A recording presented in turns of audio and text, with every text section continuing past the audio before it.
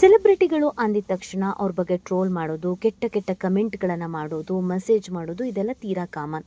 ಈ ಕೆಟ್ಟ ಕಮೆಂಟು ಮತ್ತು ಮೆಸೇಜ್ ಯಾವ್ಯಾವ ಹಂತಕ್ಕೆ ಹೋಗಿದೆ ಅನ್ನೋದು ಸ್ಯಾಂಡಲ್ವುಡ್ನಲ್ಲಿ ನಿಮ್ಗೆ ಈಗಾಗಲೇ ಗೊತ್ತಿರುತ್ತೆ.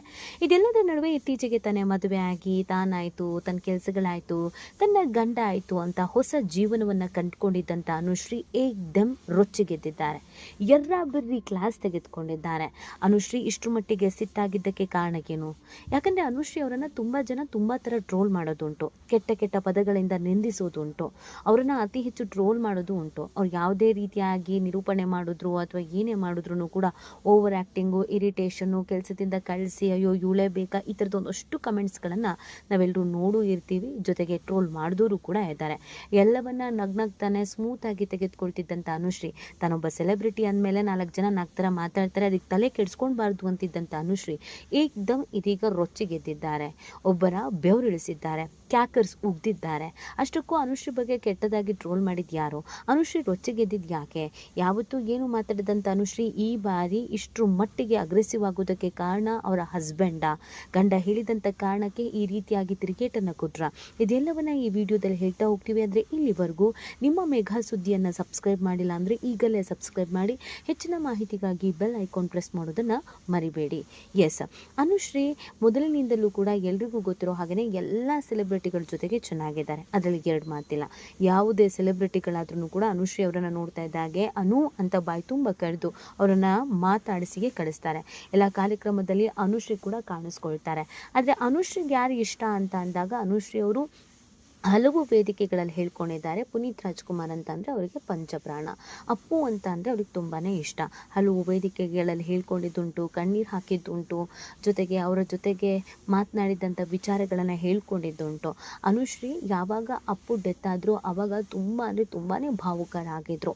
ಇದೇ ಸಂದರ್ಭದಲ್ಲಿ ಅನುಶ್ರೀ ಅವರಿಗೆ ರಾಜ ಫ್ಯಾಮಿಲಿ ಹತ್ತಿರ ಆಗಿದ್ದು ಕೂಡ ಇದೆ.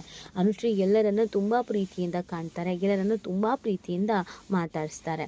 ಇದೇ ಸಂದರ್ಭದಲ್ಲಿ ಇದೀಗ ಅನುಶ್ರೀ ಅವರನ್ನು ಡಾಕ್ಟರ್ ರಾಜ್ಕುಮಾರ್ ಫ್ಯಾಮಿಲಿ ಕಂಡ್ರೆ ಆಗದೆ ಇರೋರು, ಡಾಕ್ಟರ್ ರಾಜ್ ಫ್ಯಾಮಿಲಿ ಅವರನ್ನು ನಿಂದಿಸುವವರು, ಟ್ರೋಲ್ ಮಾಡುವವರು ಅನುಶ್ರೀಯನ್ನು ಕೂಡ ನಿಂದಿಸಿದ್ದಾರೆ. ಅಷ್ಟಕ್ಕೂ ಅನುಶ್ರೀ ಮಾಡಿದ್ದಾದ್ರೂ ಏನು? ಅಪ್ಪುಗೂ ಮತ್ತು ಡಾಕ್ಟರ್ ರಾಜ್ಕುಮಾರ್ ಅವರ ಫ್ಯಾಮಿಲಿಗೂ ಅನುಶ್ರೀ ಅವ್ರಿಗೂ ಒಂದೊಳ್ಳೆ ಬಾಂಡಿಂಗ್ ಇದೆ. ಆ ಬಾಂಡಿಂಗನ್ನು ಹಾಳು ಮಾಡೋ ಕೆಲಸ ಮಾಡಿದ್ಯಾರೋ? ಇದೆಲ್ಲವನ್ನು ನೋಡ್ತಾ ಹೋಗೋದಾದರೆ ಒಂದೇ ಒಂದು ವಿಡಿಯೋ ಸಿಕ್ಕಾಬಟ್ಟೆ ಸಾಮಾಜಿಕ ಜಾಲತಾಣದಲ್ಲಿ ವೈರಲ್ ಆಯಿತು. ಅದೊಂದು ವಿಡಿಯೋ ಇಟ್ಕೊಂಡು ಟ್ರೋಲ್ ಮಾಡಿ ಅನುಶ್ರೀ ಅವರನ್ನು ರೊಚ್ಚಿಗೆಬ್ಬಿಸಿದ್ದು ಟ್ರೋಲ್ ಪೇಜ್ನಸ್ನವರು. ಆ ಒಂದು ವಿಡಿಯೋ ಇಟ್ಕೊಂಡು ಇಲ್ಲ ಸಲ್ಲದ ರೀತಿಯಾಗೆಲ್ಲ ಟ್ರೋಲ್ ಮಾಡಿದ್ದು ಟ್ರೋಲ್ ಪೇಜಸ್ ಅವರು. ಇದೆಲ್ಲವನ್ನು ನೋಡಿ ಸಾಕಾಗಿ ಬೇಸರವಾಗಿ ಸುಮ್ಮನೆ ಕೂತ್ರೆ ಆಗಲ್ಲ, ಇದಕ್ಕಾದರೂ ತಿರುಗೇಟು ಕೊಡಲೇಬೇಕು, ಇನ್ನೂ ಎಷ್ಟು ದಿನ ಹೀಗೆ ಸುಮ್ಮನೆ ಕೂತ್ಕೋಬೇಕು ಅಂತ ಹೇಳಿ ಇದೀಗ ಅನುಶ್ರೀ ತಿರುಗೇಟನ್ನು ಕೊಟ್ಟಿದ್ದಾರೆ. ಹೌದು, ಇತ್ತೀಚೆಗೆ ಅನುಶ್ರೀ ಶಿವರಾಜ್ ಕುಮಾರ್, ಉಪೇಂದ್ರ, ರಾಜ್ಬಿ ಶೆಟ್ಟಿ ಅವರ 45 ಚಿತ್ರದ ಇಂಟರ್ವ್ಯೂವನ್ನು ಮಾಡಿದ್ರು. ಈ ವೇಳೆ ಅವರೊಂದು ವಿಚಾರವನ್ನು ಹೇಳ್ಕೊಳ್ತಾರೆ. ಅಂದರೆ ಎಲ್ಲರಿಗೂ ಅವ್ರವ್ರ ಮನಸ್ಸಲ್ಲಿ ಒಂದು ವಿಚಾರ ಇರುತ್ತೆ, ಅದನ್ನು ಅದೇ ರೀತಿಯಾಗಿ ಅನುಶ್ರೀ ಹೇಳ್ಕೊಂಡ್ರು.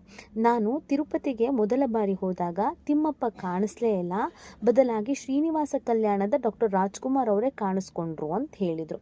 ಇದೊಂದು ಹಳೆಯ ವಿಡಿಯೋ ಕೂಡ ಟ್ರೋಲ್ ಮಾಡಿದ್ದು. ಅದರಲ್ಲಿ ಅನುಶ್ರೀ ಚಿರಂಜೀವಿ ಜೊತೆ ವೇದಿಕೆಯಲ್ಲಿ ಮಾತನಾಡುತ್ತಾ ನಾನು ಎಲ್ಲೇ ಹೋದ್ರೂ ಮಂಜುನಾಥನ ದರ್ಶನ ಮಾಡುವಾಗ ಕಾಣುವಂಥ ಮುಖ ಚಿರಂಜೀವಿ ಅವರದ್ದೇ ಎಂದಿದ್ದಾರೆ. ಕೊನೆಯ ವಿಡಿಯೋದಲ್ಲಿ ಉಪೇಂದ್ರ ಸಿನಿಮಾದ ವಾರೆ ಮೇರಿ ಲಡ್ಕಿ ನಿನ್ನಂಥವರು ಈ ದೇಶದಲ್ಲಿ ಇದ್ದಾರಾ ಅನ್ನುವ ವಿಡಿಯೋ ಕೂಡ ಹಾಕಿ ಟ್ರೋಲ್ ಮಾಡಲಾಗಿದೆ. ಇದು ಅನುಶ್ರೀಗೆ ಸಿಕ್ಕಾಬಟ್ಟೆ ಟ್ರೋಲ್ ಆಗಿದೆ, ಬೇಜಾರನೂ ಕೂಡ ಆಗಿದೆ ಈ ಟ್ರೋಲ್ಗಳನ್ನೆಲ್ಲ ನೋಡಿ. ಅಂದರೆ ಅನುಶ್ರೀ ಓವರ್ ಆ್ಯಕ್ಟಿಂಗ್ ಮಾಡ್ತಾ ಇದ್ದಾರೆ, ಅನುಶ್ರೀ ಬಕೆಟ್ ಹಿಡಿತಾ ಇದ್ದಾರೆ, ಅನುಶ್ರೀ ಇದನ್ನೆಲ್ಲ ಬಕೆಟ್ ಹಿಡ್ಕೊಂಡೇ ಮಾಡ್ತಾ ಇದ್ದಾರೆ. ಅಲ್ಲಿ ಹೋದರೆ ಅವ್ರನ್ನ ಹೊಗಳುತ್ತಾರೆ, ಇಲ್ಲಿ ಬಂದರೆ ಇವ್ರನ್ನ ಹೊಗಳುತ್ತಾರೆ. ತಿರುಪತಿ ತಿಮ್ಮಪ್ಪನಿಗೆ ಡಾಕ್ಟರ್ ರಾಜ್ಕುಮಾರನ್ನು ಹೋಲಿಸಿದ್ರು ಅಂತ ಕೆಲವು ತಿರುಪತಿ ತಿಮ್ಮಪ್ಪನ ಭಕ್ತಾದಿಗಳಿಗೂ ಕೂಡ ಬೇಸರ ಆಗಿದೆ. ದೇವರಲ್ಲಿ ಒಂದು ಚಲನಚಿತ್ರದ ನಟನೆಯಲ್ಲಿ ಈ ಥರ ಅವ್ರನ್ನ ಮೆಚ್ಚಿಸೋದಕ್ಕೆ, ಬಕೆಟ್ ಹಿಡಿಯೋದಕ್ಕೆ ಹೋಗಲು ಅವಶ್ಯಕತೆ ಇದೆಯಾ ಅಂತ ಅನೇಕರು ಪ್ರಶ್ನೆ ಮಾಡಿದ್ದಾರೆ. ಇನ್ನು ಕೆಲವರು ಈ ರೇಂಜಲ್ಲಿ ಬಕೆಟ್ ಹಿಡಿಬೇಕಾ, ಎಲ್ಲಿ ಹೋಗ್ತೀರಾ ಅಲ್ಲಿ ಅವ್ರಿಗೆ ಬಕೆಟ್ ಹಿಡ್ಕೊಂಡು ಬದುಕ್ತಿರಲ್ಲ ಅಂತ ಕೆಲವರು ಟ್ರೋಲ್ ಮಾಡಿದ್ದಾರೆ. ಅದಕ್ಕೆ ಅನುಶ್ರೀ ಅವರು ಈ ರೀತಿಯಾಗಿ ತಿರುಗೇಟನ್ನು ಕೊಟ್ಟಿದ್ದಾರೆ. ಹೌದು. ಏನಿವಾಗ ಓಬವ್ವ ಬಂದಾಗ ಜಯಂತಿ ಅಮ್ಮ ನೆನಪಾಗ್ತಾರೆ, ಕಿತ್ತೂರು ಚೆನ್ನಮ್ಮ ಅಂದಾಗ ಸರೋಜಮ್ಮ ನೆನಪಾಗ್ತಾರೆ, ಶ್ರೀನಿವಾಸ ಎಂದಾಗ ಅಪ್ಪಾಜಿ, ಮಂಜುನಾಥ ಎಂದಾಗ ಚಿರಂಜೀವಿ ಸರ್. ಅದು ಹೆಮ್ಮೆ ಪಡೋ ವಿಷಯ. ಕಾಮಲೆ ಕಣ್ಣೂರಿಗೆ ಕಾಣೋದೆಲ್ಲ ಹಳದಿ ಅನ್ನೋ ಹಾಗೆ ನಿಮ್ಮ ಬುದ್ಧಿವಂತಿಕೆ ಹಾಗೇ ಕಾಣೋದು ಅಂತ ಕಿಡಿಕಾರಿದ್ದಾರೆ ಅನುಶ್ರೀ ಅವರು.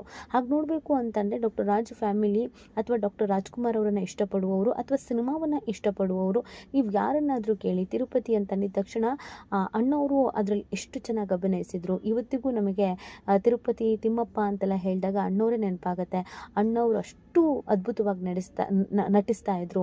ಗುರು ರಾಘವೇಂದ್ರರು ಅನ್ನುವಂಥ ಬಂದಾಗಲೂ ಕೂಡ ಅಣ್ಣ ಅವರ ಅಭಿನಯ ನೆನಪಾಗತ್ತೆ ಅಂತ ಅಣ್ಣವರ ಅಭಿನಯವನ್ನು ಹೊಗಳಿದವರು ತುಂಬ ಜನ ಇದ್ದಾರೆ, ಅನುಶ್ರೀ ಮಾತ್ರ ಅಲ್ಲ.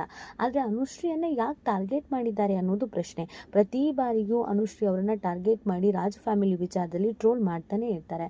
ಅಪ್ಪು ಡೆತ್ ಆದಾಗ ಕಾರ್ಯಕ್ರಮದಲ್ಲಿ ಅತ್ತಾಗ್ಲೂ ಕೂಡ ಈಕೆ 50 ಪೈಸೆದು ಆ್ಯಕ್ಟಿಂಗ್ ಮಾಡು ಅಂತಂದರೆ 50 ರೂಪಾಯಿದು ಆ್ಯಕ್ಟಿಂಗ್ ಮಾಡ್ತಾಳೆ. ಇಷ್ಟೆಲ್ಲ ಬಲೆ ಡ್ರಾಮಾ ಯಾಕೆ ಮಾಡಬೇಕು, ತುಂಬಾ ಓವರ್ ಆ್ಯಕ್ಟಿಂಗು, ಸತ್ತ ಮೇಲೆ ಈ ಥರ ಮಾಡ್ತಾರೆ, ಹಾಗೆ ಹೀಗೆ ಅಂತ ಟ್ರೋಲ್ ಮಾಡಿದರು. ಇದೆಲ್ಲದಕ್ಕೂ ಸುಮ್ಮನೆ ಇದ್ದಂಥ ಅನುಶ್ರೀ ಈ ಬಾರಿ ಮಾತ್ರ ಸುಮ್ಮನೆ ಇಲ್ಲ.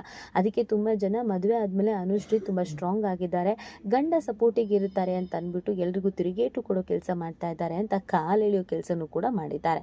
ಒಟ್ಟಿನಲ್ಲಿ ಅನುಶ್ರೀಗೆ ಈ ಟ್ರೋಲ್ ಮಾಡಿರೋರು ತುಂಬಾ ಕಾಟ ಕೊಡ್ತಾ ಇದ್ದಾರೆ ಅನ್ನೋದಂತೂ ಗೊತ್ತಾಗ್ತಾ ಇದೆ. ಈ ಬಗ್ಗೆ ನಿಮ್ಗೇನು ಅನಿಸುತ್ತೆ ಅನ್ನೋದನ್ನು ನೀವು ಕೂಡ ಕಮೆಂಟ್ ಮಾಡಿ ನಿಮ್ಮ ಅನಿಸಿಕೆಯನ್ನು ತಿಳಿಸಬಹುದು.